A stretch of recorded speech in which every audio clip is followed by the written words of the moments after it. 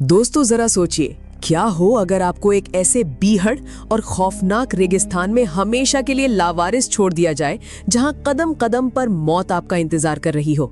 एक ऐसा नर्क जहां कानून का कोई नामो निशान नहीं है और समाज से बेदखल किए गए मुजरिम और दरिंदे खुलेआम घूम रहे हैं। इस रेगिस्तान के एक तरफ है कंफर्ट जोन जहां अमीरों की अय्याशी और चकाचौंध है, लेकिन दूसरी तरफ है भूख से पागल हो चुके वो खूंखार नरभक्षी जो इंसानों को देखते ही उनका गोश्त कच्चा चबा जाते हैं। आज की कहानी एक ऐसी ही बेबस लड़की आर्लीन की है जिसे अमेरिकी सरकार इस नर्क में मरने के लिए फेंक देती है। आखिर आर्लीन इन आदमखोरों के चंगुल से खुद को कैसे बचाएगी? कहानी की शुरुआत होती है रेगिस्तान की तपती रेत से, जहां दो पुलिस ऑफिसर हमारी मुख्य किरदार आर्लीन को घसीटते हुए लाते हैं और लोहे की ऊंची बाढ़ के उस पार धकेल देते हैं। आर्लीन ने कुछ ऐसे संगीन अपराध किए थे जिनकी समाज में कोई माफी नहीं थी, इसलिए अब उसकी बची हुई जिंदगी इसी नर्क में कटने वाली थी। बाढ़ पर लगे बोर्ड पर साफ साफ लिखा था कि इस सरहद के पार जाने वाले इंसान की सुरक्षा की जिम्मेदारी अमेरिकी सरकार की नहीं है। यानी अब आर्लीन पूरी तरह से खुद के भरोसे थी। इस सन्नाटे में आगे बढ़ते हुए उसके पास एक छोटा सा कागज का टुकड़ा था जिस पर लिखा था फाइंड द कंफर्ट। चिलचिलाती धूप और अंतहीन रेगिस्तान में आर्लीन कई घंटों तक अकेली चलती रहती है, लेकिन दूर दूर तक कोई इंसान या पानी का कतरा नजर नहीं आता। तभी उसे रेत में धसी हुई एक पुरानी क्रैश कार दिखाई देती है। थक कर चूर हो चुकी आर्लीन धूप से बचने के लिए उस कार के अंदर बैठ जाती है और न जाने कब उसकी आंख लग जाती है, लेकिन उसकी ये नींद बहुत जल्द एक खौफनाक दुस्वप्न में बदलने वाली थी। अचानक भारी कदमों की आहट से आर्लीन की नींद खुल जाती है। वो बाहर झांकती है तो उसके होश उड़ जाते हैं। कुछ अजनबी भारी भरकम हथियारबंद लोग जिनके चेहरों पर साफ हैवानियत झलक रही थी उसकी कार की तरफ बढ़ रहे थे। आर्लीन भागने की कोशिश करती है, लेकिन वो दरिंदे उसे दबोच लेते हैं और मारकर बेहोश कर देते हैं। जब आर्लीन को होश आता है तो वो खुद को एक क्रैश हुए हवाई जहाज के मलबे के अंदर लोहे की जंजीरों से बंधा हुआ पाती है। दर्द और डर के मारे उसकी चीख निकल जाती है। तभी वहां एक कसाई जैसी दिखने वाली औरत आती है। वो बिना किसी हिचकिचाहट या रहम के एक बड़ी आरी निकालती है और आर्लीन के हाथ और पैर को बेरहमी से काट देती है और फिर तड़पती हुई आर्लीन का सामने ही उन कटे हुए अंगों को तवे पर सेक कर अपना सुबह का नाश्ता बना लेती है। जी हाँ, ये वही खूंखार नरभक्षी थे जो इस रेगिस्तान में इंसानों का शिकार करते थे। असहनीय दर्द के कारण आर्लीन वहीं दोबारा बेहोश हो जाती है, लेकिन उस आदमखोर परिवार को उसकी चीखों से कोई फर्क नहीं पड़ता। इसके बाद हमें इस पूरे नरभक्षी कबीले का ठिकाना दिखाया जाता है जो दिखने में काफी बड़ा और ताकतवर था। ये लोग खुद को चुस्त रखने के लिए दिन भर भारी लोहे से कसरत करते थे। इन्होंने कई इंसानों को पिंजरों में जिंदा कैद करके रखा हुआ था ताकि इनके खाने के गोदाम में कभी गोश्त की कमी ना पड़े। इसी भीड़ के बीच हमारी मुलाकात होती है फिल्म के दूसरे मुख्य किरदार जसन से। जसन इसी नरभक्षी ग्रुप का एक मजबूत हिस्सा है जो स्वभाव से एक बेहतरीन पेंटर भी है।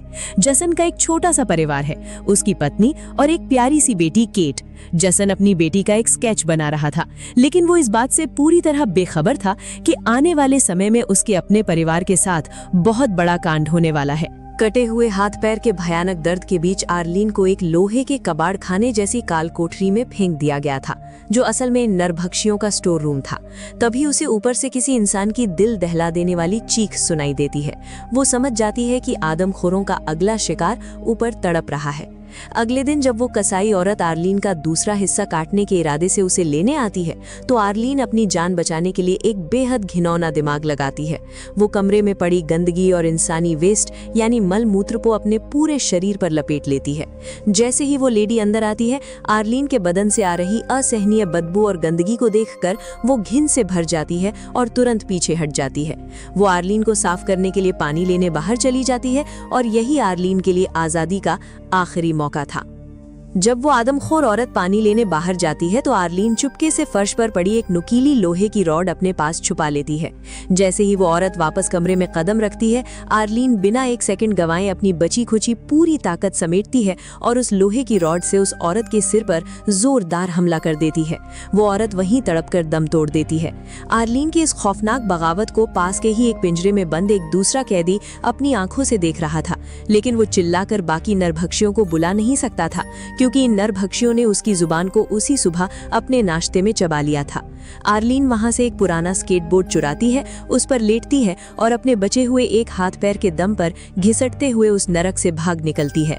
स्केटबोर्ड पर लेटे लेटे आर्लीन रेगिस्तान की तपती रेत में मीलों दूर निकल आती है, लेकिन बिना पानी और इलाज के उसका पूरा शरीर जवाब दे देता है और वो बेहोश हो जाती है। तभी वहां कूड़ा बीनने वाला एक रहस्यमयी बूढ़ा आदमी आता है जिसके हाथ में एक लोहे की ट्रॉली थी। वो बूढ़ा आर्लीन को अपनी ट्रॉली पर लादता है और खींचते हुए उसे सीधे कंफर्ट जोन के विशाल लोहे के गेट तक ले आता है। दरअसल वो बूढ़ा इतना लाचार था कि नरभक्षी भी उसे खाने लायक नहीं समझते थे, इसलिए वो आजाद घूम रहा था। कंफर्ट जोन के लोग जब आर्लीन की ये कटी फटी हालत देखते हैं तो वे तुरंत समझ जाते हैं कि ये उन खूंखार आदमखोरों का ही काम है। वे उसे अंदर ले जाते हैं, उसकी सर्जरी करते हैं और उसे रहने के लिए एक साफ सुथरा घर और चलने के लिए एक प्लास्टिक की नकली टांग यानी आर्टिफिशियल लेग भी दे देते हैं। कहानी अब 5 महीने आगे बढ़ जाती है। अब आर्लीन शारीरिक रूप से बेहतर थी और कंफर्ट जोन की आलीशान दुनिया में सुकून की जिंदगी जी रही थी, जहां खाने पीने की हर सुविधा मौजूद थी। लेकिन जब भी वो आईने में खुद को देखती, उसका कटा हुआ हाथ पैर उसे उस असहनीय दर्द और नरभक्षियों के चेहरे की याद दिलाता। उसके अंदर बदले की एक भयानक आग सुलग रही थी। दूसरी तरफ रेगिस्तान के उस पार नरभक्षी जैसन अपनी बेटी केट का स्केच बना रहा होता है कि तभी उसकी पत्नी आकर कहती है कि घर का राशन यानी इंसानी गोश्त खत्म हो चुका है। जैसन अपनी पेंटिंग छोड़ता है और पास ही बंधी एक बेबस लड़की के पास जाता है। वो लड़की जान की भीख मांगती है, लेकिन जैसन बिना किसी रहम के एक ही झटके में उसका सिर धड़ से अलग कर देता है और उसके शरीर के छोटे छोटे टुकड़े करके अपने परिवार के लिए खाना पकाने लगता है। अब आर्लीन का सब्र पूरी तरह टूट चुका था। वो जानती थी कि जब तक वो नरभक्षियों का खात्मा नहीं कर देती, उसकी आत्मा को कभी सुकून नहीं मिलेगा। एक रात वो अपनी प्लास्टिक की टांग के सहारे चलती है और कंफर्ट जोन के गार्ड्स की आंख बचाकर एक भारी पिस्तौल चुरा लेती है। अगली सुबह वो उस सुरक्षित दुनिया की दीवारों को पीछे छोड़कर कंफर्ट जोन के एक ऐसे सुनसान पिछले रास्ते से अकेले रेगिस्तान के उस खौफनाक सन्नाटे में उतरती है जहां मौत उसका दोबारा इंतजार कर रही थी।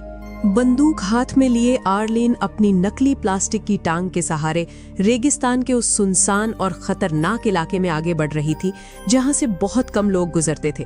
तभी उसकी नजर दूर 2 लोगों पर पड़ती है। वो कोई और नहीं बल्कि नरभक्षी जसन की पत्नी शेलिन और उसकी छोटी बेटी केट थी, जो कबाड़ के ढेरों में अपने काम का जरूरी सामान ढूंढ रही थी। आर्लीन के शरीर का कतरा कतरा बदले के लिए चीख उठता है। वो दबे पांव बिना कोई आवाज किए उन दोनों के बिल्कुल पीछे जाकर खड़ी हो जाती है और अपनी गन सीधे शेलिन के सिर पर तान देती है। अचानक सामने बंदूक देखकर शेलिन बुरी तरह डर जाती है और आर्लीन के सामने अपने हाथ जोड़ लेती है। शेलिन रोते हुए आर्लीन के सामने गिड़गिड़ाने लगती है, प्लीज मुझे मत मारो, मुझे जाने दो, मेरे साथ मेरी छोटी सी बेटी है। लेकिन जैसे ही आर्लीन को एहसास होता है कि ये औरत उसी नरभक्षी कबीले की है जिसने उसकी ये हालत की थी, आर्लीन का गुस्सा 7वें आसमान पर पहुंच जाता है। वो गुस्से में चीखती है, जब मैं तुम लोगों के सामने अपनी जान की भीख मांग रही थी तब क्या तुमने मुझ पर रहम खाया था? तुम लोगों ने मेरे हाथ और पैर काटकर खा लिए।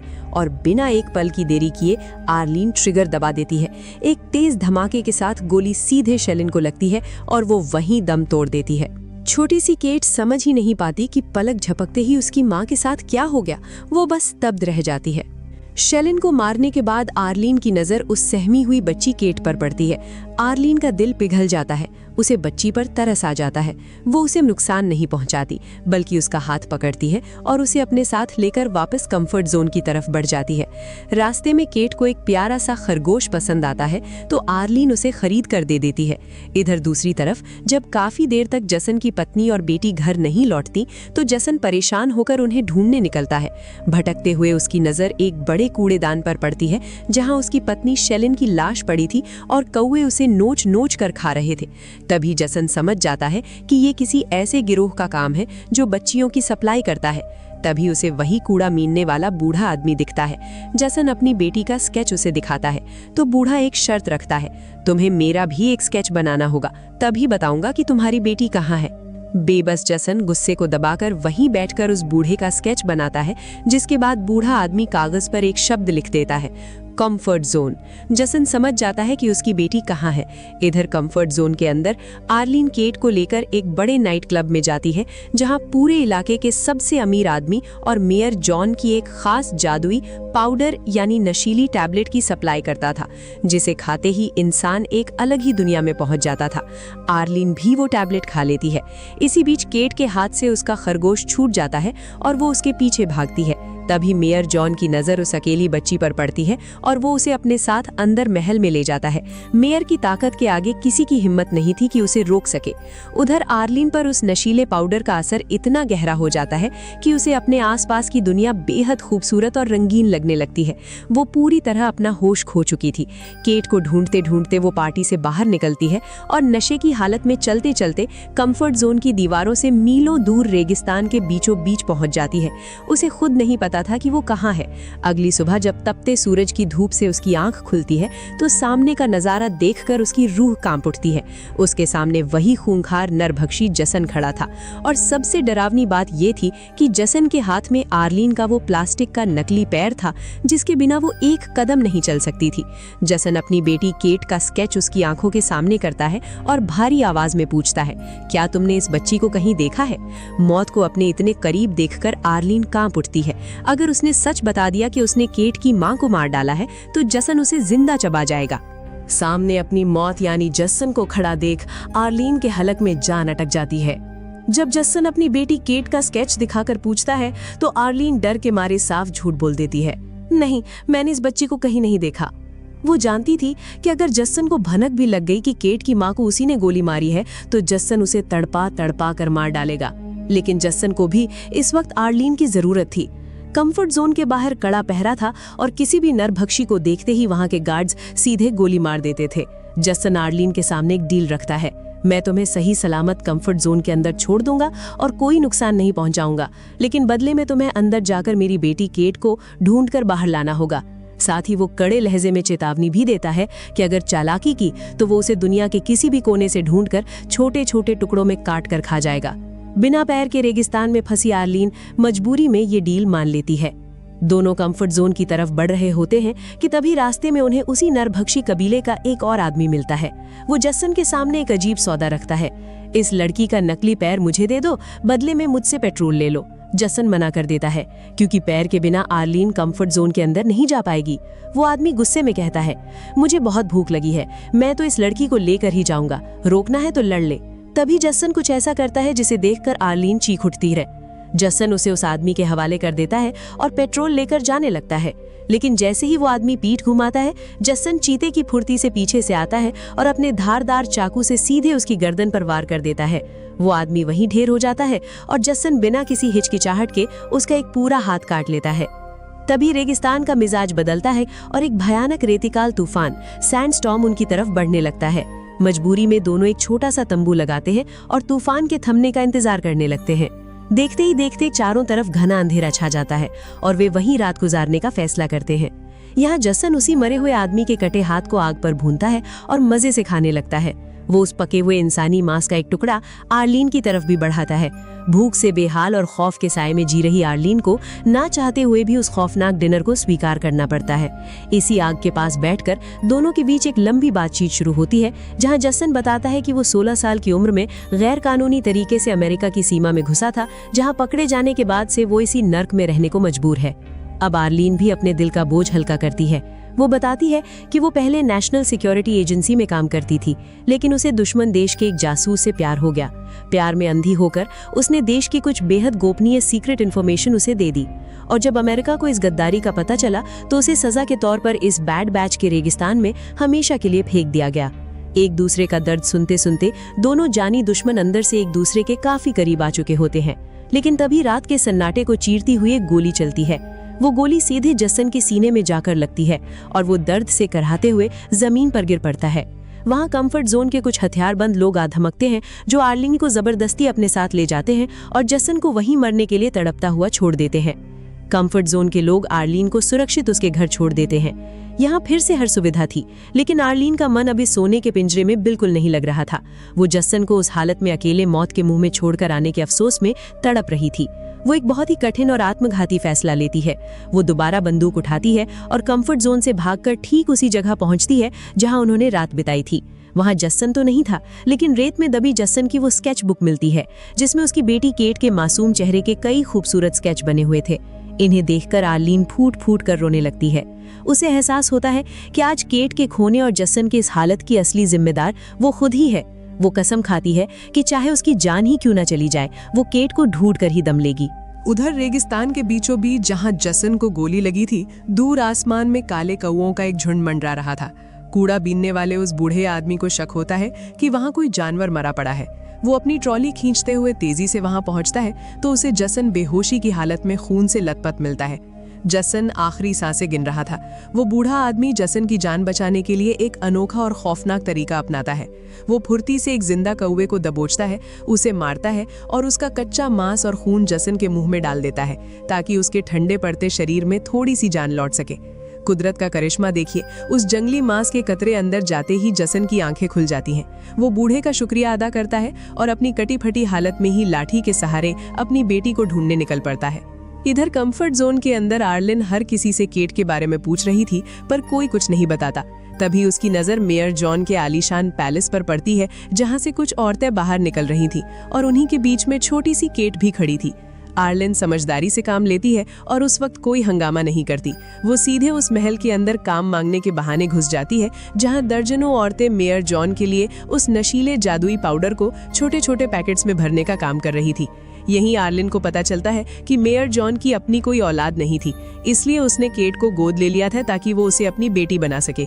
जॉन आर्लिन की लाचारी देखकर उसे भी वहां काम पर रख लेता है। अब आर्लिन अपने आखिरी और सबसे बड़े दांव के लिए तैयार थी।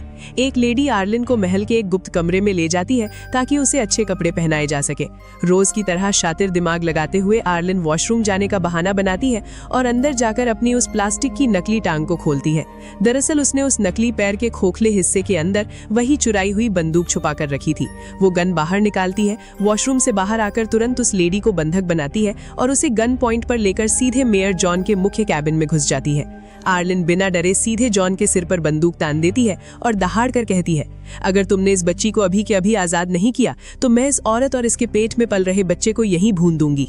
आर्लिन का ये खौफनाक रूप देखकर जॉन डर से कांप उठता है। वो अपनी ताकत भूल जाता है और बिना एक पल गंवाए तुरंत केट को आजाद कर देता है। केट का हाथ पकड़कर आर्लिन कंफर्ट जोन की दीवारों को हमेशा के लिए पीछे छोड़कर बाहर रेगिस्तान में आ जाती है।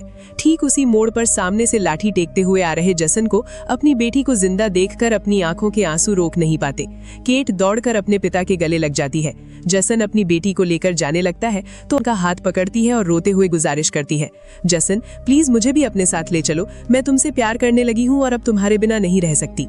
जसन भड़क जाता है और कहता है, तुम पागल हो गई हो आर्लिन, हम लोग आदमखोर नरभक्षी है, तुम हमारे साथ रहोगी तो किसी भी वक्त किसी का खाना बन जाओगी। लेकिन आर्लिन वापस उस मतलबी कंफर्ट जोन में नहीं जाना चाहती थी जहां सुविधाओं के पीछे नर्क छिपा था। वो जसन के उसी खूंखार कबीले के साथ रहने की जिद पर अड़ जाती है। तभी केट अपने पिता से मासूमियत से कहती है, पापा मुझे बहुत तेज भूख लगी है। जसन के पास खाने को कुछ नहीं था। वो भारी मन से केट के उसी प्यारे पालतू खरगोश को जिसे आर्लिन ने खरीद कर दिया था उसे आग पर पकाकर केट को खिला देता है। ये देखकर आर्लिन की आंखों से आंसू बहने लगते हैं क्योंकि उसे समझ आ जाता है कि यही इस जहन्नुम के रेगिस्तान की असली और कड़वी हकीकत है जहाँ पेट भरने के लिए मासूमियत की बलि चढ़ानी ही पड़ती है। जसन आखिरकार आर्लिन के सच्चे प्यार को स्वीकार कर लेता है और उसका हाथ थाम लेता है। अब ये तीनों इस बीहड़ रेगिस्तान में एक नया और अनोखा परिवार बन चुके थे। लेकिन ये खुशियां कब तक टिकेंगी ये कोई नहीं जानता था, क्योंकि इस बैड बैच की दुनिया में कब कौन किसका निवाला बन जाए इसका फैसला सिर्फ वक्त करता है। इसी के साथ ये खौफनाक और दिल छू लेने वाली थ्रिलर फिल्म यहीं खत्म होती है। तो दोस्तों, कैसी लगी आपको अपनी कटी हुई टांग का बदला लेने वाली और आखिर में एक नरभक्षी के प्यार में पड़ने वाली इस जांबाज लड़की आर्लिन की पूरी कहानी? क्या आपको आर्लिन का नकली पैर में बंदूक छिपाने वाला आइडिया धमाकेदार लगा? मुझे कमेंट बॉक्स में अपनी राय जरूर बताएं। वीडियो पसंद आई हो तो इसे लाइक करें, दोस्तों के साथ शेयर करें और ऐसी ही धमाकेदार और यूनिक हॉलीवुड मूवी एक्सप्लेनेशंस के लिए हमारे चैनल को अभी सब्सक्राइब करना ना भूलें।